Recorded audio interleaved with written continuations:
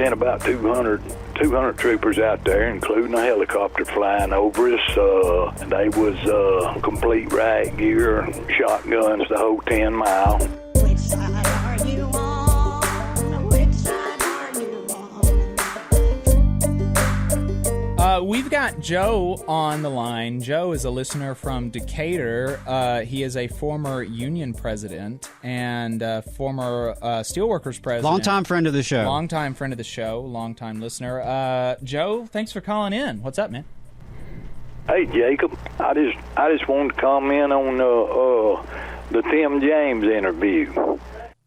Yeah. What did you think about that? Well, I don't think a whole lot of Republicans in the first place, but my comment is more along the lines as the nut probably don't fall too far from the tree. Back in the early 80s, we was on strike for 8 weeks. Daddy Fobb was the governor at the time. And of course, they was using state troopers to escort workers in and out of the mill. Sent about 200 state troopers out to the line one whole week. Now, I will admit that the natives was getting restless and the crowd was growing, union crowd, but they sent about 200 troopers out there, including a helicopter flying over us. They was complete riot gear, shotguns the whole 10 mile. So I don't know really what to think about Tim and what he would do for those workers at Brookwood. But I wouldn't take a whole lot of faith in it if I was a mine worker right now. I do like the fact that he did get on and bring a little attention to the problem down there, and maybe some of these politicians who's in office right now might pick up on it a little bit. But like I say, I hope the mine workers really take a hard look at any Republican first, but Tim and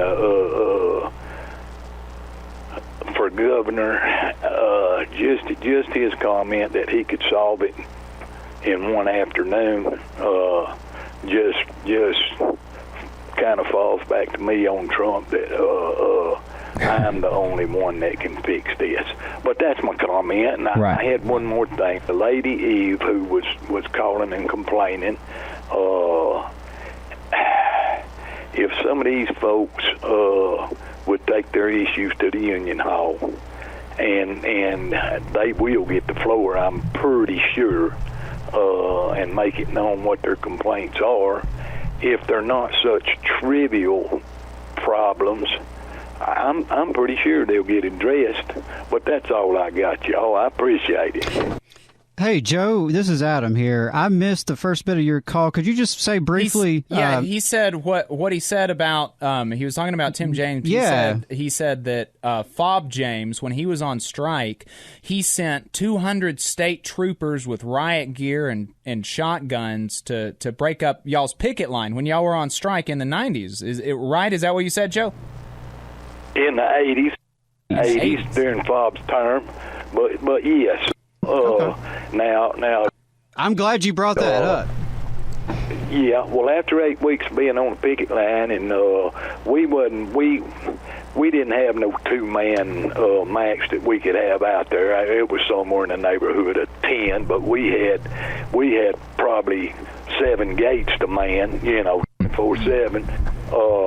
But folks was getting restless, and they wanted to see some action, so there was a call to action. Now, it wasn't a call for violence, but we did. We showed up in mass, probably 300 or 400 union members in the street, across the street, and the troopers was called in no time flat on us, and like I say, including the helicopter, to make sure we didn't get out of hand, but they was also using them troopers to escort buses in and out with their workers that they brought in to try to run that mill. They wasn't very successful, but that's what I wanted to mention on that.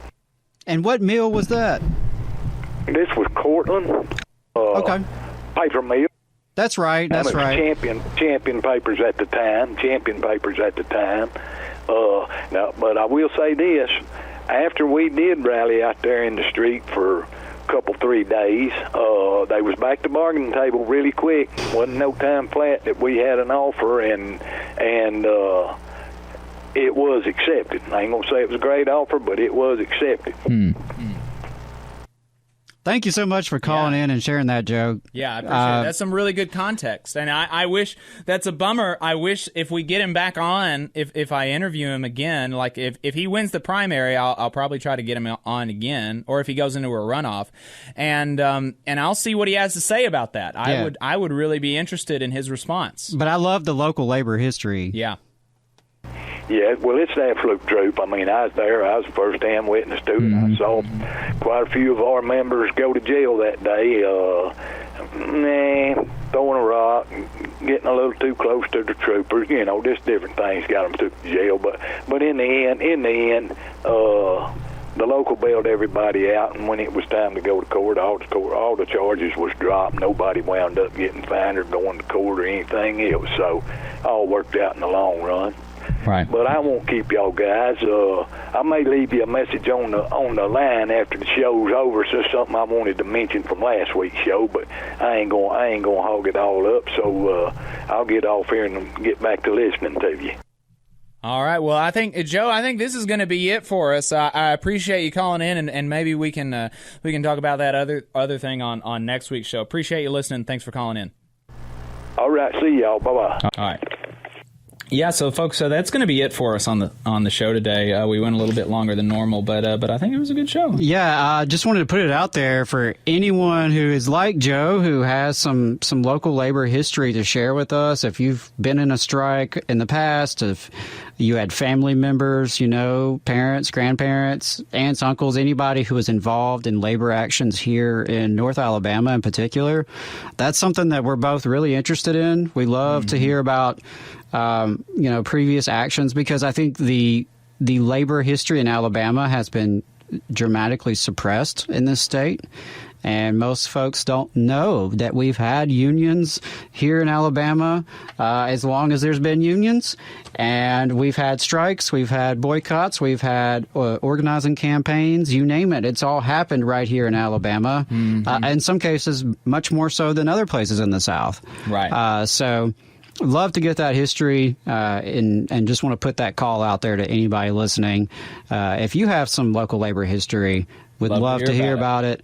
In particular, one thing I'm researching would be the Scottsboro teacher strike from about 40 years ago or so. I'm blanking on the year right now, but late 70s, early 80s. I know that's kind of in our neck of the woods, and I don't have a lot of sources on that yet, but if you know anyone out in the Scottsboro area who was involved in that, would love to hear from them. But really, anything like that, it's right up our alley.